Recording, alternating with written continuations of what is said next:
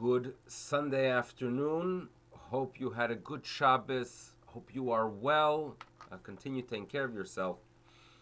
Baruch Hashem, last week we merited to have a new granddaughter. Her name is Adina Middleman.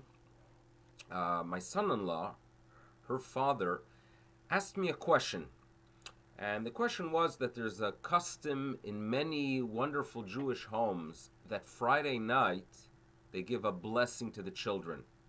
Now, this is a custom that I did not grow up with, and I was less familiar with it.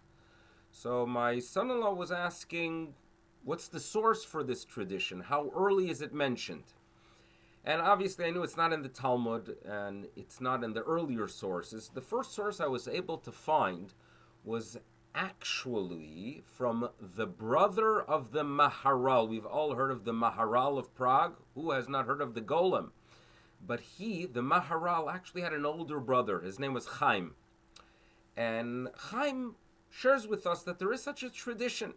He notes that throughout the week there is a lot of tension. The father has the responsibility to go ahead and teach the children.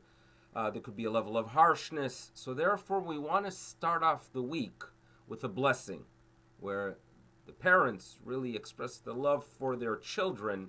So then when throughout the week there are other words that are uttered by the parents, the children always remember that they are loved by their parents.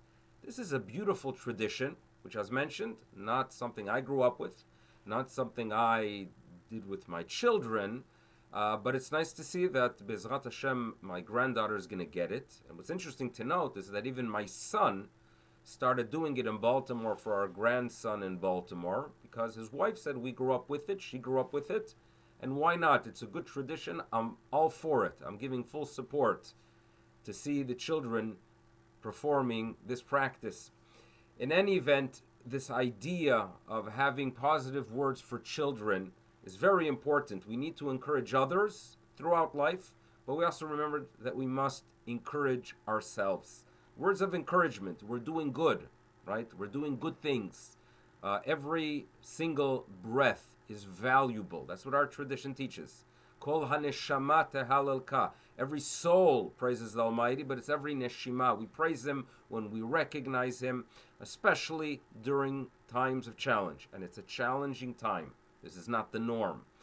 We don't have clarity about when this is coming to an end, but nevertheless, we do what's right now. And that is valuable. Let's appreciate what we are doing, encourage ourselves, encourage others, think about others. But the main thing is to have a good attitude, and with that, we should merit good news. But for now, have a good day. It should be a good week, a Shavua Tov to all.